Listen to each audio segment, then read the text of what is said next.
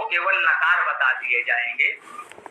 यहाँ श्रवता के लिए मान ले ऋच धातु है, उससे पूर्व लगा है आ, तो ये भी उपसर्ग कहलाएगा और यह केवल क्रिया में लगने वाला उपसर्ग है। जो शब्दों में आ नकार निषेध होता है वह शब्दों का उपसर्ग अलग होता है, इसलिए इसको हमने क्रिया उपसर्ग लिखा है। ऋच का अर्थ है एकत्र करना और अलग करना, दोनों ही अर्थ है, ये महत्वपूर्ण है।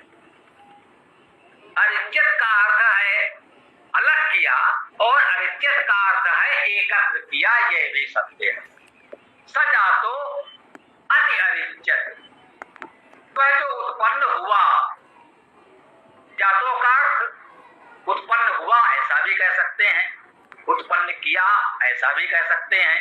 तो सजा तो वह जो कुछ उत्पन्न हुआ, प्रकाश शब्द ध्वनि, अति अरिच्यत वो अत्यधिक एकत्र किया गया, कुछ और घनीभूत हुआ। देखिए सर्वप्रथम ऊर्जा उत्पन्न हुआ, प्रकाश और ध्वनि शब्द के रूप में ऊर्जा का सृजन हुआ और अब उस ऊर्जा को घनीभूत किया जा रहा है, एकत्र किया जा रहा है। ऊर्जा जब घनीभूत हो जाएगी तो ऊर्जा के घनीभूत होने से द्रव्यमान उत्पन्न होगा, पदार्थ की उत्पत्ति होगी, जिसे हम देख सकते हैं, छू सकते हैं, अनुभव कर सकते हैं। आप प्रकाश को नहीं छू सकते, प्रकाश के माध्यम से वस्तुओं को देख सकते हैं, प्रकाश स्वयं नहीं दिखता, प्रकाश को ध्वनि को छुआ नहीं जा सकता, ऊर्जा है, उसका अनुभव अलग प्रकार से होता है। जब ये ऊर्जा अत्यधिक हो जाती है तो द्रव्य के रूप में परिवर्तित होती है, द्रव्य का बनते हैं।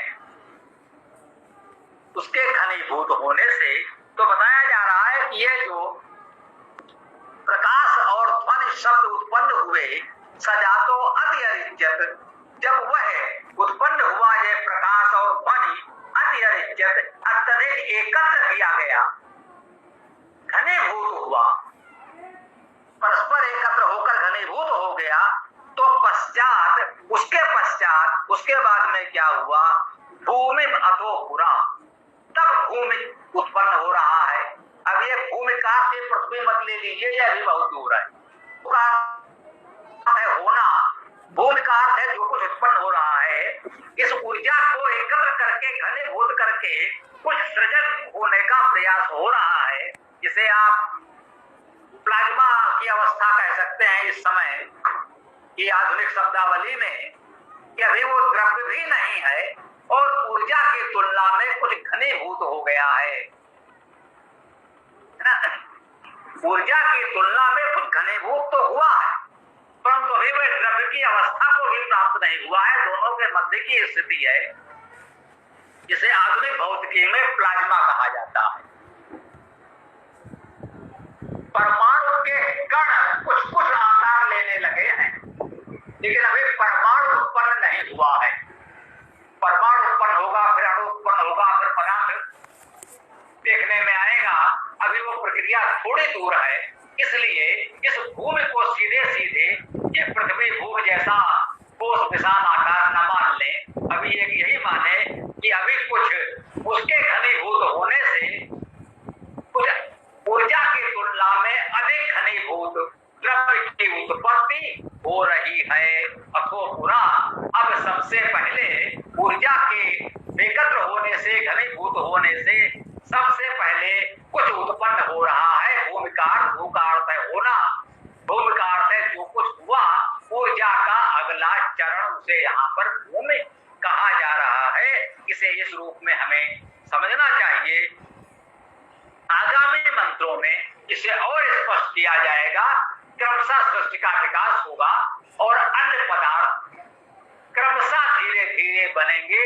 क्या वैदिक विकासवाद है। कुछ लोग तो ऐसे हैं कि उन्होंने विकासवाद पश्चिमी अवधारणा इस समय किसी ने अपने शब्दों में व्यक्त किया तो उन्होंने कहा कि नहीं नहीं, हम इसको क्यों माने, हम विकासवाद को मानेंगे ही नहीं। और कुछ लोगों ने कहा कि ये वेद पुराण धर्म तो कल्पना है भाई, वो तो आधुनिक खोजे हैं, उसी को मानेंगे। भाई नहीं जानते ही नहीं क्या है। तो शुद्ध चेतन सत्ता से क्रमशः प्रकाश और ध्वनि जैसे ऊर्जा का स्वरूप बन रहा है, उस ऊर्जा के घनीभूत होने से पदार्थ और ऊर्जा के मध्य में कुछ आकार ले रहा है। अब वो क्रमशः और घनीभूत होते होते वायु, जल, पृथ्वी आदि के रूप में बनेगा। आगामी मंत्रों में हमको ये बताया जाएगा। तो ऐसा नहीं है, ये वैदिक विकासवाद की अवधारणा है। जहां तक सत्य है वहां तक हम स्वीकार करें। हो सकता है आधुनिक पश्चिमी अवधारणाओं में कुछ ऐसी बातें भी उन्होंने कल्पना की हो जो हमारे लिए उपयुक्त ना हो, तो हम विवेक से, तर्क से निश्चय करेंगे। ना हम पूरी तरह नकारते हैं, ना आंख बंद करके स्वीकारते हैं, न तो हम किसी के अंधभक्त हैं, न किसी के अंध विरोधी हैं। जो तर्क प्रमाण से उचित प्रतीत होगा, जो वेद के अनुकूल होगा, वो स्वीकार करेंगे। जो वेद के प्रतिकूल होगा, तर्क प्रमाण के विरुद्ध होगा, उसे नहीं मानेंगे। यही हम लोगों के वैदिक होने की अवधारणा है जो हम आपको बताना चाहते हैं। हम वैदिक हैं, अंधभक्त नहीं, अंधविश्वासी नहीं, तो किसी के अंध विरोधी ही नहीं। तो हमारी बात ये मंत्र की चर्चा यहाँ पर पूर्ण होती है। हम विराम देते हैं। अब किसी का कोई प्रश्न हो, कोई और बात किसी को कहनी हो, कह सकते हैं। कोई नए साथी हो तो परिचय भी दे सकते हैं। देखिए पुलकित जी, आगे व्यवस्था संभालिए, चलाइए इसे। जी, कोई साथी आज नवीन जुड़े हों तो अपना परिचय व कक्षा के बारे में कुछ भी बोल सकते हैं, अपना मत रखना चाहें।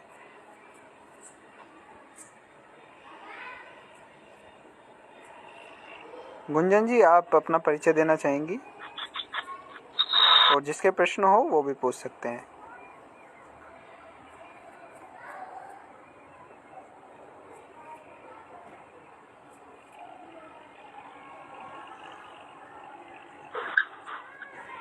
हाँ गुंजन जी, बोलना चाहें, कोई परिचय देना चाहें अपना, या कोई प्रश्न भी हो तो बोलिए। हाँ गुंजन जी बोलिए। हो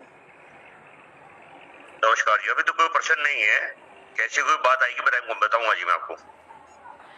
चलिए, परिचय दे सकते हैं तो परिचय दे दीजिए। अब मैं अजय कंसर बोल रहा हूँ सहारनपुर से। जी जी,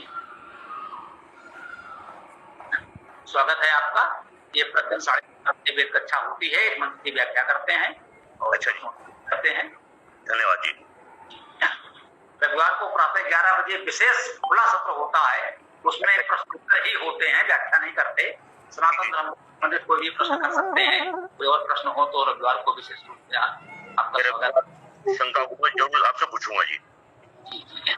और किसी का कोई प्रश्न हो, कोई भी साथी हमारे, जैसा कि हमारी परंपरा है, कोई प्रश्न हो तो बताइए, अन्यथा समापन किया जाए।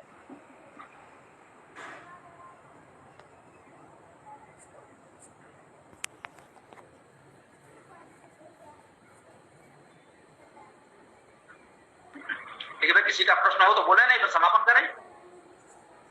तो पूर्व काल में जिस तरह से पृथ्वी बाह्य रूप में, सत्य रूप में, ऊर्जा रूप में थी, उसके अनंतर पश्चात घनीभूत होती हुई भूमि की तरह इसमें रूपांतरण हुआ, उत्पन्न हुआ, ऐसा समझा जाए इसे? जी बिल्कुल।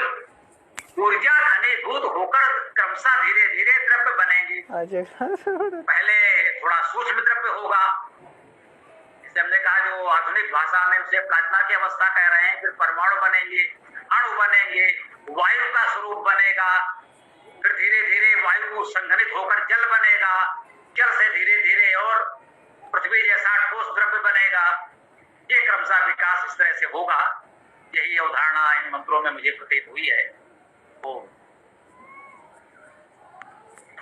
तो क्या इससे अपन जो उनकी पाश्चात्य विद्वानों की चर्चा चलती है, जिसको वो लोग कहते हैं ना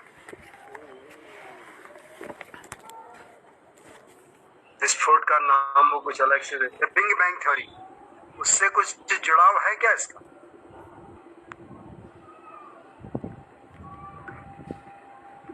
यहाँ पर अभी वो बात तो नहीं आ पा रही है।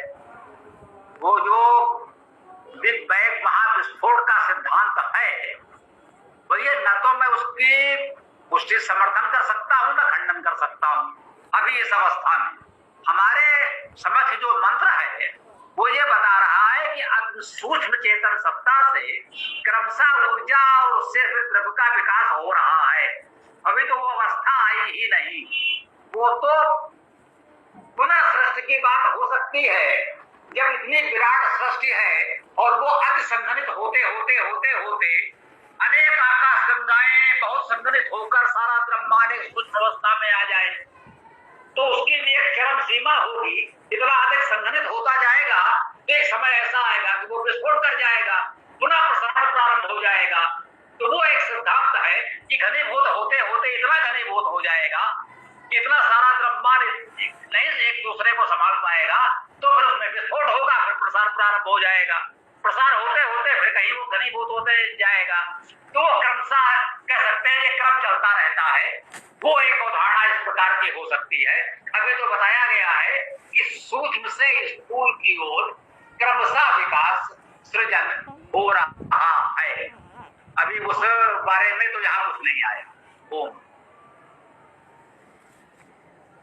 इसका अर्थ ये हुआ कि इस मंत्र के अंदर हमें जो है क्या बोलते हैं, ग्रह नक्षत्र ब्रह्मांड पृथ्वी आदि लोगों के प्रादुर्भाव की होने से पहले की प्रक्रिया दिखाई गई है।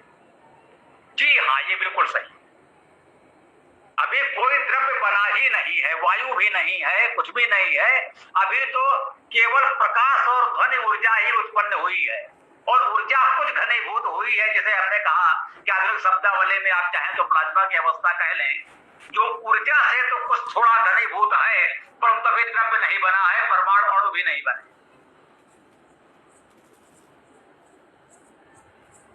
धन्यवाद स्वामी जी।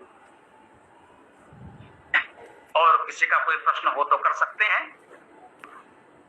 तथा समापन तो करेंगे। कुछ कहना हो तो कह सकते हैं। स्वागत है, चर्चा का स्वागत है, बोलिए। ओम।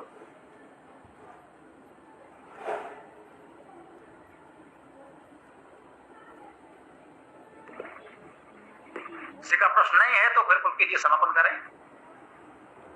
हाँ, किसी का कोई प्रश्न हो तो बोले या समापन करिए पुलकित जी। ओम जी, समापन करते हैं। ओम यो असो आदित्ये पुरुषः सो वसो अहम ओम खम ब्रह्म सभी यो असो आदित्ये